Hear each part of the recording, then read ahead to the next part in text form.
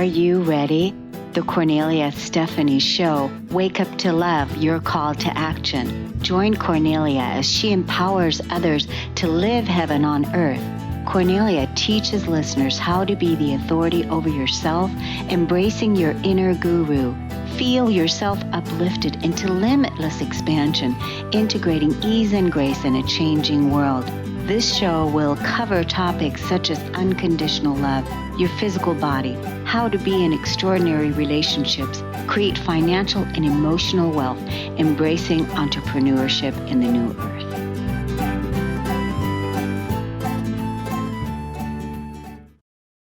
Happy Friday, everyone. It's the Kornelia Stephanie Show, and we have our stories of hope today. I'm so excited about our first guest. Margie Breault is here. She's an illuminator of paths.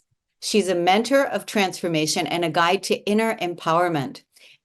With deep-rooted passion for holistic well-being and personal growth, Margie has dedicated her life to helping individuals break free from limiting beliefs and step into their authentic selves. She's a medium, an energy healer, a flow coach, oral transmitter, and community leader. Margie brings a unique blend of spiritual wisdom and practical insights to her work. Welcome to the show today, Margie. Thank you so much for sharing your space with me today, Kornelia. It's wonderful to have you. So, how did you get started in this business? I mean, you've got a lot of, flow coach, energy healer. How did you get started in all of that?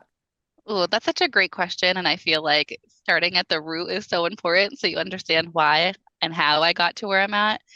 So really early in my life, I was disconnected from sense of self and disconnected from truth and disconnected from being able to identify my own emotions or my own ideas or my own creativity. And that started in the form of at the age of 4, I was made to look in the mirror and tell myself that I was a liar.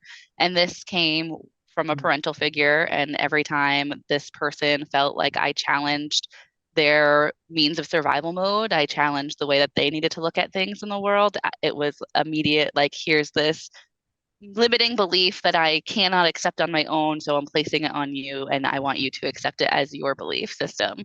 And so I operated like that for a long time. So I believed I was a liar. I believed that I liked chaos. I believed that I was the cause and source of pain for everybody. So that forced me into like a positive projective role where I was always trying to be the people pleaser and make the bully a sandwich because that was my fault they were in pain. And I was constantly in that victimhood where everything was always happening to me. I had no control over life. And if I went into that explosive perpetrator role, it was only because someone forced me to be there. So I was operating in all of these worldly roles. I was really disconnected from truth, and I had no idea how to even identify how I was feeling or what the root cause to all of that was. So in my early adulthood, I was started going to therapy, and I became really self-aware of how to use the terminology, but it really didn't feel like it gave me tools. And still, to be honest, in therapy, I was still lying a lot because I didn't know how to even identify my truth. And I thought that everything I said was a lie anyway. So I lied to cover up that lie. And then in my early 20s, a friend introduced me to Reiki, and that was my first introduction to energy medicine and energy as a means of healing. And in those sessions, I started to feel really calm and peaceful, and I really enjoyed the moments where I felt relief and I felt that energy was moving. But I would go back into my everyday life, and those limiting beliefs and those operating systems would really prevail in my life. There was never really any tools. I felt like I was still just like going to these energy sessions, going to therapy, and then going back into the world and still having these reoccurring themes pop up, these patterns, these traumas, these triggers, like continuing to bump into them, continuing to find codependent relationships so that I didn't have to focus on my own stuff, continuing to be in that victimhood, that positive projector where my voice was like really uprooted and high, and I still had no idea how to identify with myself. And so a friend of mine was like, you know what, because of all of the ways in which you've been disconnected from who you are, I feel like learning these modalities and the theories and the ancient wisdom behind them is really what's going to help you transform and really help you start to connect to yourself on a deeper level. Because what we're tapping into is ancient wisdom, and that ancient wisdom lives in ourselves. And that when we can ignite it, we start to live differently in the world. So I started learning about different modalities, the first being Reiki. I went all the way up to my Reiki master teacher. And then I was introduced to a community that was being taught through oral transmission by Lisa Ishwari Murphy called the Svaha Yoga and Synergy of Sound Academy. And they started teaching me about natural law. So my first segue into natural law, where I really felt those light bulbs exploded, I really felt like that sense of truth just really wave and wash through me, was learning about the law of polarity. So, for your listeners who might not know what the law of polarity is talking about how everything in the world has a built-in duality, and everything here on the planet Earth, all the way from the galaxies beyond the beyond, are made up of atoms. And those atoms have positive and negative ions, and then the center is the nucleus. And so, being in an awareness of both is really where we have true power, not trying to be on one side or the other. That's when we're tipping the scales. We're either going to implode or explode. But being in the eye of the storm versus being thrown around in that loop around. And so, and coming into that awareness and recognizing that I could move differently through the world and not have to be in this unsustainable place of positive projection. And I didn't have to negate any emotions that people labeled as heavy or dense. Truly, I saw a whole new life. Like in that moment, I was like, I can do this differently. I can be different. I just have to stay on this path. And so in that moment, I had a choice. I could continue to learn from the people I was learning from and continue to go deeper into ancient wisdom practices and figure out how to weave that into my life. So not only was I learning the formula that heals me, but I'm living the formula that heals me. And so that is where that ignite moment really happened. And so from that moment, I continued and still continue to be a lifelong learner who engages in not just mystical wisdom, but scientific knowledge, so that I can tell anybody who says this is woo-woo stuff and it's not real, I can say, well, it's actually scientific, and it's based not only on ancient wisdom practices that have passed down from ancient and indigenous peoples who have been here long before us, but it's also scientific practices that are based in science. So I use a lot of natural law, and the ways that I work and the types of practices that I do is weaved into everything that I do. I also teach a class on that. And then I also bring in all of the other energy medicine modalities that I have training in and that I use regularly and practice in my everyday life. Right. Wow. What a fabulous story unfolding and obviously still continuing. Uh, so you talked about the law of polarity. So are there other natural laws that you teach and talk about? Oh, yes. So there's lots of universal laws. There's 12 main, and then there's sub laws underneath that. And mostly people will recognize the law of attraction and manifestation because that's really sexy, right? People want to attract all of these things into their life. And what people don't realize is that when they're operating in the worldly law, when they're operating in separation, which is not in alignment with natural law, it's not in unity and balance, you're always attracting and manifesting just at the vibration that you don't realize that you have the control over where you're sitting. And so that is the law of attraction with the law of rhythm, with the law of vibration, with the law of oneness, with the law of cause and effect, and really all woven into one to allow you to manifest the life that you're really looking for. So some of what I help to teach people, especially when I'm doing energy for life coaching and doing flow and transformational energy sessions, is helping people understand the laws and helping them embody them in their life. So it's that continuous practice, that continuous remindment, that continuous like breaking agreement with the limiting beliefs that have separated them from operating inside of natural law, and allowing them the space, non-judgment, with lots of compassion to help them liberate from those limiting beliefs and come into an optimal imagination state where they can actually move it through the world in that connected place. How do you feel now that you've come to this state of awareness, this state of healing with your current transformation, everything that you've gone through? How do you feel now about your childhood? Honestly, I am thankful for everything that she went through. I wouldn't be the person that I am today if I didn't go through all of those things. I wouldn't have had to find the healing modalities and learn about the ancient wisdom traditions and continue to learn and expand if I had a different childhood. There are definitely times when I'm triggered or when I'm going growing through something that I really hug that little girl inside of me that had to go through what I've mentioned here on the show and so much more. But I truly am thankful for all of my experiences because through all of them, we've it's allowed me to grow into the person I am now. Yeah. So you work with people one-on-one, or do you just do speaking engagements?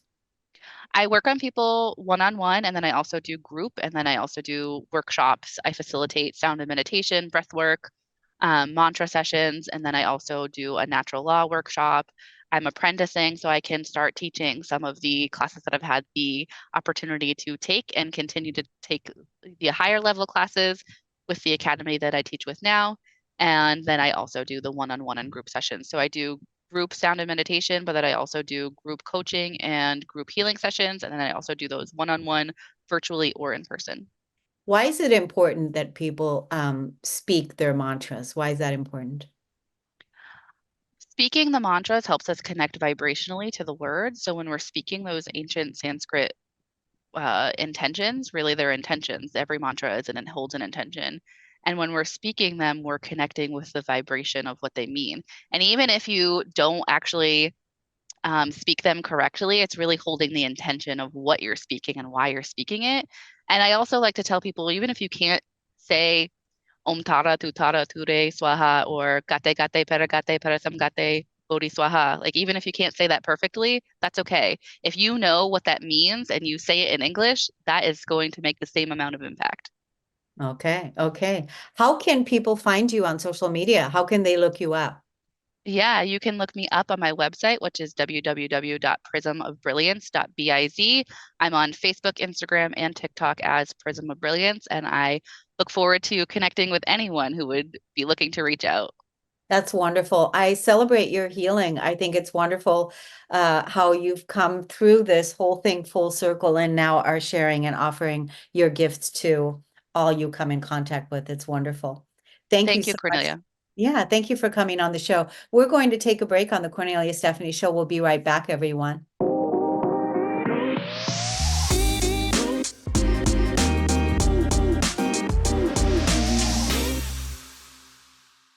Welcome back, everyone. Our next guest today is Jessica Seiders. She embarked on a transformative journey after her daughter left for college.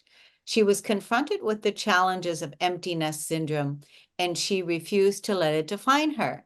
Taking bold action, Jessica sold her belongings, quit her job, and set off on a 2-year adventure to explore the world. During her travels, Jessica became a master certified life coach. Welcome to the show today, Jessica. Thank you. So, okay, so set up the story. You were all of a sudden an empty nester.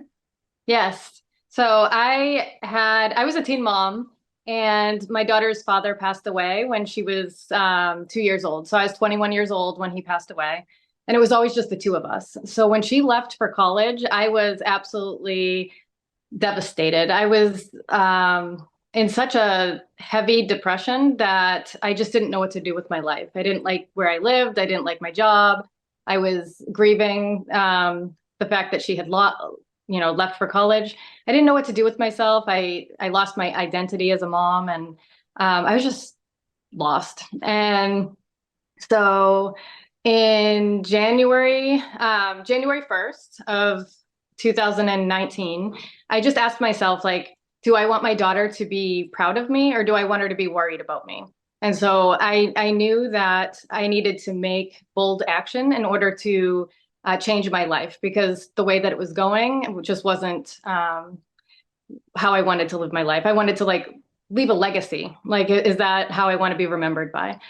And so I gave it a lot of thought, and so I had a friend who had said within the first 12 days of the year, it's going to determine the way the rest of your year is going to go. And I was like, well, I better make this good then, because I don't want it to continue to go downwards. So I made this decision to sell my belongings and quit my job to travel the world. Wow. And I gave my notice to my job. I gave 6 months notice so that I could train someone properly and leave on good terms. And I took that 6 months to downsize all of my belongings, get rid of them. I sold them. I threw some stuff in the trash. I did keep a small storage unit with memories, like pictures and things like that.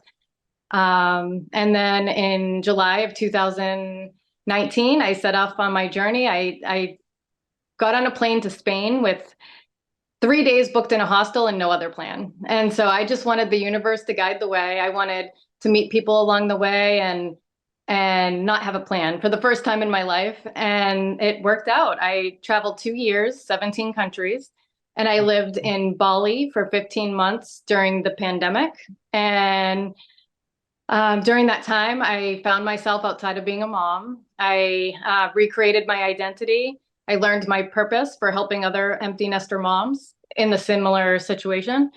And I created rewind. So June of 2021, I came back to the United States, and I went back to the same town I was living in and the same company I was working at. And then I was feeling the same way I was before my trip. So I knew that I needed to make some changes. And I decided to move to San Diego in June of 2022. So two years ago, I started a group for moms of adult children, and we grew it to about 1,300 members. And we've had over 40 successful events. I love the group so much. And a few months ago, I started my own business. So I started a business called Up Them, and it's centered around helping empty nester moms step into their power and to make big decisions in their life in order to move forward and succeed. Wow, this is quite the story. I mean, I'm sure that, hopefully one day you'll write a book and Yeah. document your stories, because I mean, just you said 19 countries, you said? 17 countries. Now it's 18. I just went to Mexico. So Yeah, so I think, that in itself is like, to be able to articulate all of the stories that you've experienced there, all the memories that you have. And I think it was so courageous. I mean, your soul must feel so liberated inside it that, right, that you went ahead and did that. And what a beautiful question to ask yourself is, you want your daughter to be proud of you. Would your daughter be proud of you if you just stayed and did nothing, right? Right. And so that was the question. What would you say? I mean, I know that your people are moms who, experience empty nesters, but what would you say to a person that doesn't have children? Because this type of a question, I think, was just brilliant. Yeah, I think that what I learned on my journey is that the most important thing is to take action. So like not stay stagnant. Like if you don't like your job, then leave it. If you don't like where you live, then move. And you just have to identify what is not working in your life and do something about it. Yeah. So that's basically what it is that, and that's what you did. You were looking at your life, and you knew that you didn't want to stay stuck and have the same kind of life, and that you wanted a big change. Yes. And you really experienced that and created that for yourself. Yep. And I think life is what you make of it, and anybody can change their life. You just have to, and it doesn't have to be something big like selling your belongings and quitting your job to travel the world, because most people won't do that. Just simply going to the gym, staying consistent, like taking a class, doing things that you've never done, stepping outside of your comfort zone. Those are the things I feel like are important in growth, like just growing as a person and learning who you are. Just as a person. So tell us about your daily life. What does your daily life look like now? Like, what do you do? Like, what's your daily life like? So it's funny enough, like a year ago, I was laid off from my job, and it was the best thing that ever happened to me. At the time, I thought that it was, devastating. But then I became a nanny, and I really love it. Like he's just so happy and gives me hugs and kisses, and also keeps me in shape. I could have went back to corporate, but I chose this. This is what I want for my life. And then also my business, of course. So I'm doing my business in addition to being a nanny. And it's just like the perfect match, I feel like. Yeah, it sounds like you're just designing your life exactly how you want to live it. Corporate wasn't going to play a part of it anymore for you. You found a lifestyle that is important to you, and you're designing it and living it as you know, as you see fit. So tell us about your group. How can people join that group? It's a San Diego-based group, so it's San Diego uh, Moms of Adult Children. So San Diego dash Moms of Adult Children. It's on Facebook, and yeah, we have lots of meetups. And next week we're going to do a float event with the group, which is going to be great. Yeah. What is that? What is a float event? So we have like a lazy river in the area, and so we're going to go and all float together on the river. Or not the river, but the lazy river. That's great. And I bet you made a whole lot of new friends. Yes. Oh my Right? goodness. I love it. Yeah. And so what about your daughter? What is she, how does she respond to you nowadays? We are just so good. Like we talk every day, we text, we Snapchat, we do all the things. And I just feel like, she had to find herself outside of being dependent on me. And then I had to find myself outside of being dependent on her. So we just kind of went on our own journeys, and now we support each other. We both love to travel. We're going to Guatemala in November together. Last November, we went to Hawaii. So we just love to travel and have new experiences together. Yeah, I mean, it sounds like you two inspire each other. Yes, we do all the time. I'm so proud of her. She's really great. She graduated as the 2022 outstanding grad, and she was the commencement speaker at graduation. So I was very proud of her. That's so good. That's a good, and I bet she's really proud of you too.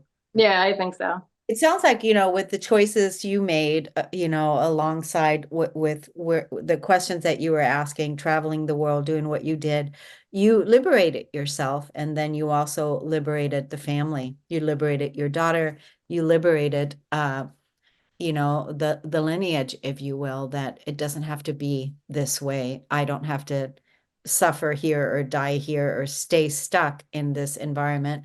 There's something new that can be born. And then like you said, you had to take action. So Yeah, well done, you. Well done. thank you. How do people get in contact with you on social media? Like, what's your website and what's your social media handles? I am on Instagram and TikTok as Fearless Empty Nester. I'm on Facebook under my new business name, UPFEM, UPFEM. And I have a website, www.upfem.com. Up them. UPFEM, UPFEM. So like up leveling your life. Yeah. Okay, gotcha. Up them. Okay, cool. What do you want to say to the audience with final words today? I think I would just say take action. Just like if you are unhappy in your life, just figure out what's making you unhappy and do something about it. That's pretty much the trick that I found out. Yeah. Straight and simple, cut the chase and do something about it. Identify what it is that you want to change in your life, and then do something about it. Don't sit on the fence, basically. Yes. Yeah. And I do coaching on the side. Good. Yeah. Good. Well, Jessica, I want to thank you so much for coming on the show today. Thank you. What you're doing. Yes. And we're going to take a break on the Kornelia Stephanie Show. We'll be right back, everyone.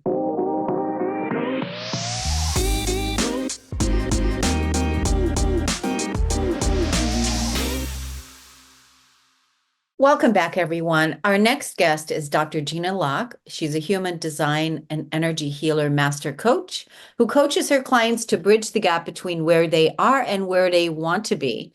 With a PhD and 25 years of experience as a teacher, counselor, and administrator, Dr. Locke understands the importance of using assessments effectively to develop programs that support personal growth.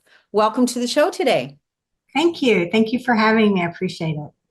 So you discovered that having more than one modality for personal growth, or am I saying that correctly? Am I formulating That would be a really good way to describe it. I had a bunch of stuff in life happen. One of those people that everybody would say, oh, her life was perfect. Oh, she made all this stuff. She had all the Western science stuff, but I was not good inside, and it was really hard. And then I had a near-death experience that I couldn't explain away. I tried to, couldn't. And all of a sudden I realized I needed to look at life differently, needed to do this different. I started embracing some Eastern modalities and found the connection between Western and Eastern. And then I added human design, which is not exactly a modality, but an assessment process. And I recognized the value of understanding your human design and then using these different energy healing techniques to help you develop your own special toolkit. That my toolkit won't work for you, yours might not work for me. And there's like a really great way of looking at, there's a lot of tools. Which tool do I need today? And that's my strength area, is helping find using that. And I do a lot with the human design to help them understand their own personal uniqueness when they do that. Yeah. So when you say that it took you a while, that you thought you were, you were just going along with life, and then you had certain things happen to you, like a near-death experience. That's kind of like a universal thing that's happening, right? That's kind of like, okay, wake up, or see more, or look deeper, or whatever, right? So, did that then get you to see more or look deeper, or the near-death experience, did that? What a wonderful question. The near-death experience made me realize I couldn't ignore all these tugs I'd had. I'd always read the books. I read James Redfield for years, and I'd read Richard Bach, and I'd read, Wayne Dyer, and I'd read Louise Hayes. I'd read the books, and I thought they were, oh, these are really cool books. But as a Western science person with a PhD, I never talked about the books. I never pulled in and did it. I realized after the near-death experience that everything I'd been doing was not working. And I was teaching a licensed professional counseling program. I was teaching capstone classes and the assessment classes. I was teaching LPCs how to do LPC stuff. And I recognized that it wasn't going to work for me, and it might not work for everybody. And I recognized, so as I pulled back and looked, I said, I have to do this differently. But I had to own the fact that that Western science stuff had credentialing. It had purpose. It had good stuff in it. It is like, if you break your leg, you don't pretend Western medicine doesn't work. You might want to go and have it set. The Eastern medicine may help you heal the modality or understand why it happened. So the same thing happened with the Eastern modality. I started embracing it. I connected with the energy healer, who was awesome. Then I started doing some retreats and got into the human design part. And when I understood my human design, the person I had hated all my life was me, because I was a manifesting generator, and I didn't know why I was so busy, and I didn't know why I had to read all these books or try all these things or do all this stuff. And all of a sudden I had this beautiful reading from this wonderful person named Karen Curry Parker. And the 2 hours of listening, I left crying, going, I had so much empathy for this little kid inside of me who was doing exactly the way she was designed to be done. This woman had never met me in her life, and she described my whole life and where I'd felt it and where I hadn't, and even the potentials of where I'd felt like I should go. And it gave me this thing. All of a sudden I knew, I'm a manifesting generator. I'm supposed to be busy all the time. I'm a 3. I'm supposed to do trial and error. I'm a 6. I'm at that stage in my life where I'm supposed to be giving back to the world. I'm supposed to gift back, to provide these gifts so other people can follow and find their alignment within themselves. So as I say that to you, is that the human design helped me love me, and it helped me see that the way this person did it wasn't going to work for me because of my design. And then I'm able to help clients now look at their design and stop, and we pull together all these different tools, and we see which tool works, and we give it some tweaking and measuring it, and help them design their own special toolkit. And when they need extra support, they can come and ask. The hope is that they can start loving themselves, and as they need it, they can find that tool that is there. That makes sense? Oh, very much so. Very much so. I can relate to some of the things that you're saying, especially the part about hating yourself. I also had that wound, and that was a tough one. it is when society thinks everything in your life is like, okay, you did all the stuff you were supposed to do and you look like you're okay on the outside and you have this whatever there may be. And yeah, inside things just keep crashing. I would call it chaos inside. And things fall apart. You don't know why they fell apart. And Western science said they shouldn't have fallen apart, but they did. So yes, it is such a relief when you actually stop and look at yourself and understand that some of this was to help you help others later. Yeah. It's easier to look back on it and give myself a lot more grace, I'd say, for some of the things I did. They weren't mistakes. They were growing lessons to help me help others. Yeah. And It's so good. I mean, because when you think about it, since we're all doing the same thing, and that is we're learning to love ourselves, we're learning to heal ourselves. We meet the different people in our lives that are there to help us, that can help us. But learning to parent yourself and hug that little inner girl, right? When you discovered the wound of the self-hatred or the abandonment or the betrayals or the not good enoughs, whatever they are, that you have the tools to be able to bring yourself back into wholeness where you belong. And so it's quite the journey. So now you're helping people develop their own toolboxes, if you will. Yes, I do it through a great vibe transformation is what I call it. But basically, it's a human design. We use a lot of tapping. I'm certified in a 3 does a lot of experimenting and trial and error. So 3s have lots of certifications. And I'm one of those people that you don't want to list them all. There are too many. So I've got the certifications in all these different modalities and in counseling and in the Western part. And I bring those all together to help people put their own pieces together and to stop and recognize those pieces may not work from now on. Sometimes you're going to have to change the pieces out when different things in life happen or when you change and evolve. And the timing was right. It was, I wasn't listening, and Source decided you're going to listen now, and it gave me a really big experience that couldn't be negated or talked away or blown out of, I just had to accept that it was real. And boy, that was about 6 months of like really being mad. So, because I thought, I get to die now. I was really excited. And then I didn't. So then it was like, okay, you better fix this. What are you going to do? What are you going to do? You need to stop and address what you can do so you can contribute to the world just the way you've always believed. Yeah. So basically you were in a near-death experience that lasted about 6 months.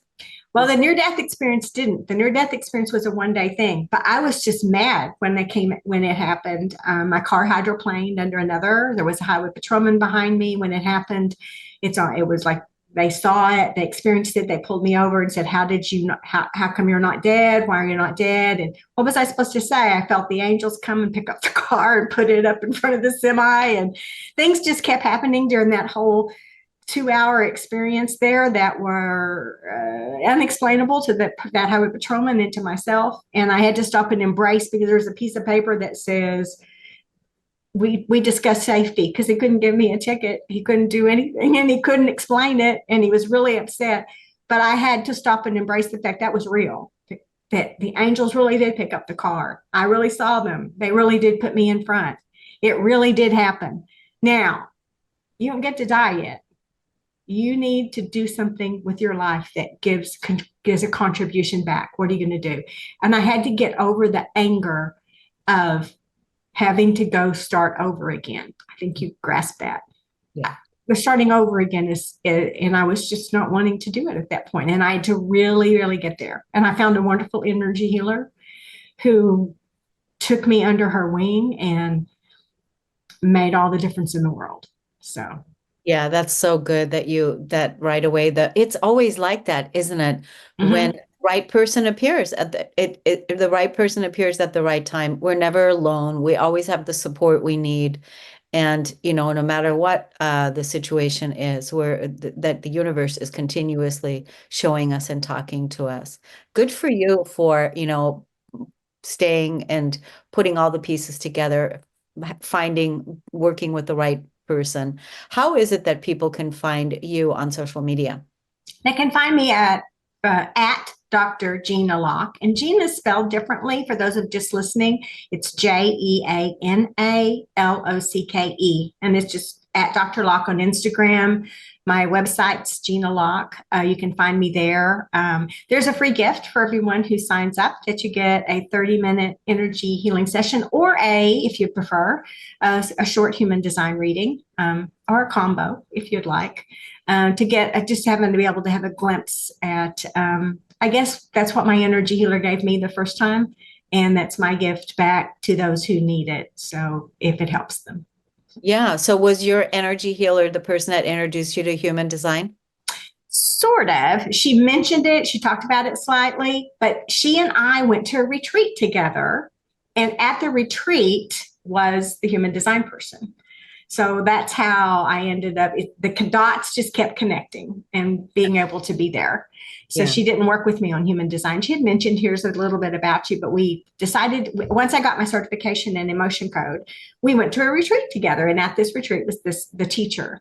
So when the student's ready, the teacher appears, and each time that has happened. So now it's my turn to be the teacher often. And yes, I'm still the student at times.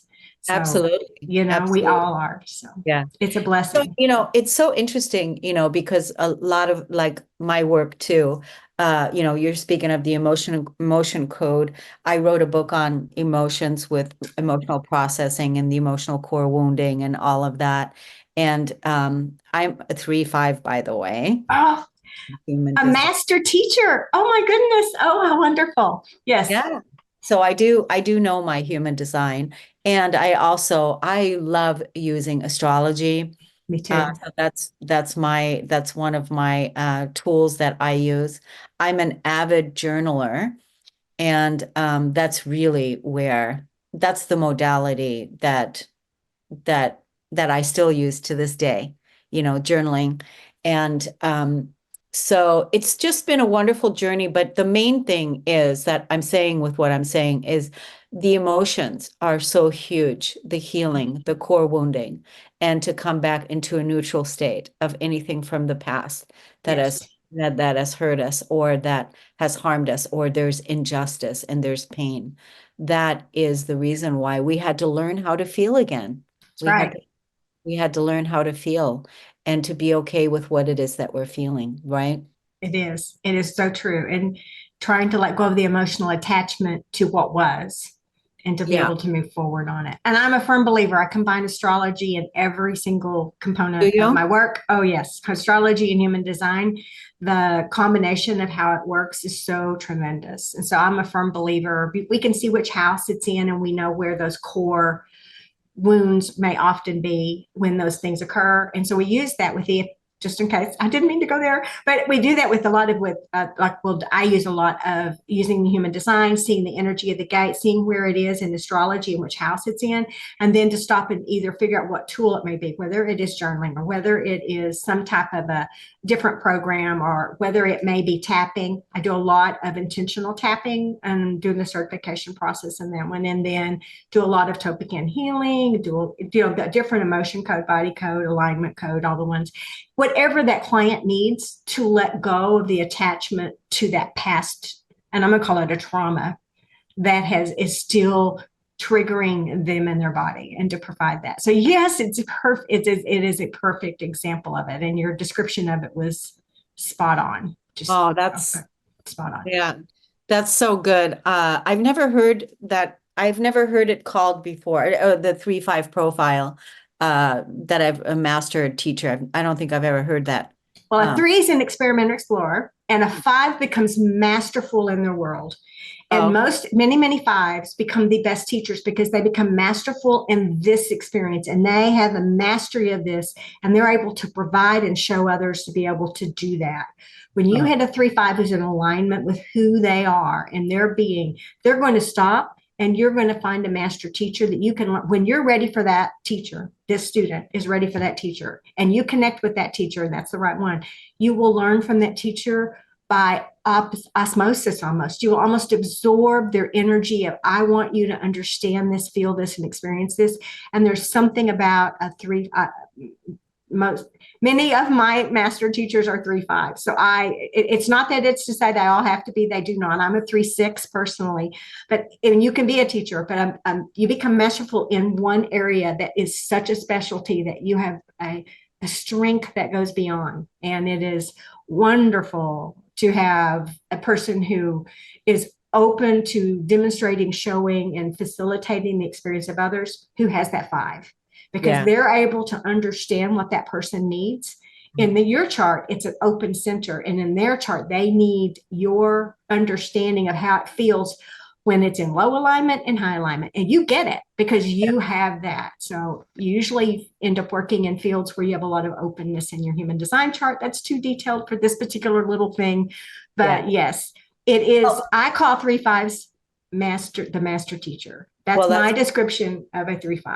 So. All right. Well, thank you so much. I want to have you on for another show. Maybe we can do a longer show where we can go a little bit more in detail about the human design. And we can use me as an example because I would love to. Yeah, that would be great. I'll have Ashley, my assistant, contact you and we'll set up a time to book another show for a little longer time.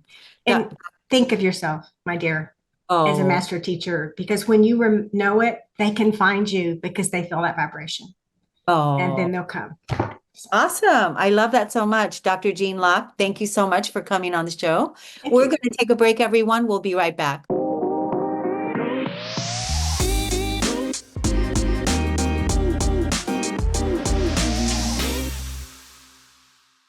Welcome back, everyone. Our next guest, I can't wait to introduce him to you, is Jerry Caruso. He began to be funny at the age of 12, impersonating celebrities at the St. Patrick's Day elementary schoolyard. And he has since been making people laugh throughout his life all over the place. Welcome to the show today. Thank you for having me. Yes. Great to be on. We were talking in the green room that you're making people laugh, all day, all the time when you're going to events and various different things. Tell us about that. Like you're going to places that like hospitals and cancer events and different things like that. It's such a joy because it's like the point is that, like, you know how you say every day you try to make people laugh. It's true. I think I got to be on because the pressure's on. Like, oh, you're a comedian. Oh, so you're going to make it. Go ahead. Tell me something. I go, no. It's just going to come out spontaneously. They go, no. Tell us a joke, So it's kind of funny. But anyway, going to like support groups and Hope Lodge for cancer patients in Boston is just a great thing. They're anticipating. They put up flyers. It's me and another guy. My friend Paul Durance does 10 minutes, 15 minutes, and I do like 45 to an hour. And they're so welcoming. And I just look at these people like, they'll say, you're a hero for what you do. I go, no. You're the heroes. You're fighting something. And I'm sitting here just making you laugh. But then they say, hey, you make us laugh. It takes us away from what we're going through. So it's kind of a cool thing just to walk in and they all expect it. Or I'll do like senior centers. And it's amazing because they want you to be, rated R. I go, no. I got to hire to do this. They go, I got a joke for you. I go, no, save it. But they're the nicest people. And there's living proof that laughter is universal from a little child all the way up to someone in their 80s. Like one guy goes, he comes up to me, he goes, I'm 85. I go, I took you for 84. He goes, wise guy. I go, no, I'm just making a joke. He goes, you gonna be filthy? I go, no. He goes, and he just walked away. And the woman that ran the senior center said, oh, you met Johnny? I go, what do you mean? That's all Johnny wants is dirty jokes. It's like, But I represent me and I represent who I'm working for. So I try to make it as professional as possible. But then I try to bond with them too. Like there's one senior center I recently did. It was supposed to be a 45-minute show. It went an hour and 15 minutes because it was so good. And they were asking me questions. I go, who's writing a book here? And they go, nobody's writing a book. They just wanted me to stay. And I'm supposed to be going back in the fall. So it's just such a great experience. Well, it sounds like, again, we were talking about it, that laughter is, such a healing modality. Yeah. It's really, and when people are laughing, like really laughing, it's just you're in such a state of peace, you know what I mean? Mm. And it's especially nowadays, I think laughter is so important because everything is so intense and Oh, chaotic and so many things, right? yep. Yep. Yeah. It's so true.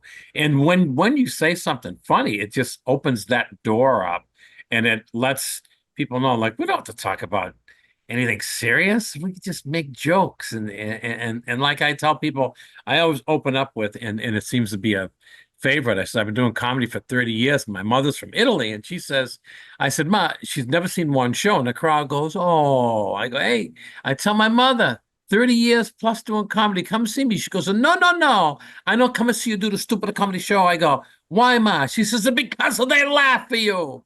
And people go, that's such a brilliant joke. I go, no, she did say that. She thinks that's embarrassing that people are laughing at me. So Yeah. she hasn't come to one show. It's just amazing. Wow, that's amazing. But Well, that you have that accent really good. You got you know that what? down really good. I've lived with it, and aunts and uncles, and the 40 or 50 cousins that I never knew I had, and uncles I never knew they were real uncles. They just call them uncle, Yeah. because there's a Tony attached to it or a Mikey. It's just so it's just so cool. Like, if you cherish your nationality and what you go through, you can find so many things that bring on similarities to other nationalities. People think, oh, just because you're Italian, you store food in the basement. Everybody did, like Yeah. Yeah. I'm hitting 68 and I'll be 69 soon, but I don't act my age. I just know that for the Yeah. most part. Well, keep making people laugh. I think you look great, by the way. Oh, thank you. Yeah, absolutely. Must Now, be the moisturizers. No, I'm oh, it kidding. must be the moisturizer. Yeah, yeah. No, I Yeah. don't do anything. I just do it, and I always try to laugh and try to make people's day, and because I know that even just a little dose of humor. A good example was when I did cancer patients back in 2019. Yeah, there was a guy, Oscar. He come up to me and my friend. He goes, I got some joker for you. Another Italian man in his mid to late 70s. And he tells me this joke, and I share it in honor of him everywhere I go. So in honor of Oscar, this is one of my favorite clean jokes. So a guy's driving a cab, okay? He picks up a beautiful nun. He keeps looking in the back seat. The beautiful nun goes, my son, is there a problem? You keep peering at me. He goes, no, sister, just you're a beautiful nun. I've always had a fantasy to kiss a beautiful nun. I'm so sorry. She goes, remove your hands from your face. This could happen if you meet two of the qualifications. He goes, what's that? She goes, you must be single and you must be Catholic. He goes, oh my God, I'm both. Well, stops the cab, hops in the back seat. She gives him the longest, most 5-minute kiss. He couldn't believe it. He was in heaven. He starts driving her to a destination. He starts crying his eyes out. The nun goes, my son, do I detect tears? He goes, yes, I'm sorry I lied to you. I'm not single. I'm not Italian. I'm married and I'm Jewish. Oh my And then, God. and then the nun says, that's okay. My name is Kevin. I'm going to a costume party. Ah! That is from a cancer patient, and it's such one of the greatest clean jokes, and people try to repeat it. Tell me that joke again, because it's just so funny. And I Yeah. think the thing with comedians, like I teach comedy too, is that a lot of them will tell a joke, repeat a joke, like say we call it a street joke or somebody else's joke, but they don't put emotion into it. I try to put emotion to it because that's how you sell it. You're like a salesman. I mean, I don't know. Yeah. Yeah. That's how it is. Yeah. I want to tell the audience how they can look you up and find you on social media if they want to hire you or Oh follow you. God, thank you. Yeah. Well, the best place, I had a website, it went defunct, not my fault, but the company's fault. I have to rebuild it and do another one. But I'm on Facebook under Jerry with a J, Caruso, Caruso. I've also done virtual shows for Relay for Life for cancer patients, or they'll show it to the survivors. And I just did one in Ohio and did one in New York, and then I'm scheduled to go to another one in New York. It's such a cool thing. It's just such, I mean, who can tell you, hey, Jerry, go make people laugh and here's some money while you're at it? And it's like, what? Yeah. Or Yeah. Jerry, here, go raise some money. Then you turn around and it's like, hey, we just raised $9,000 because you were telling jokes from that. Wow. So it's like, so it's a cool thing. It's like I said, it's a gift from God, and I think that it took me long enough to do it, since I do this since 12, but I didn't really start doing it till I was 38. Go figure. Good job. Good job. Well, thank you, Jerry Caruso, for coming on the show. Keep shining, keep making people laugh. And I think what you're doing is great. Thank you very much. Thank you. Thank you for all you do to get out this good news to everybody. It's such a great thing, you know. Thank you so much. Thank you. I want to thank everybody for listening and tuning into the show today. We'll see you again next week, everyone. Take good care. Bye. You've been listening to the Kornelia Stephanie Show, Wake Up to Love, your call to action. Tune in each week on Transformation Talk Radio. Kornelia's joy is to engage others in practical ways, showing us how to live in the new earth in harmony with our true nature. For more information on Kornelia and her extraordinary work, or to listen to past shows, go to her website at korneliastephanie.com.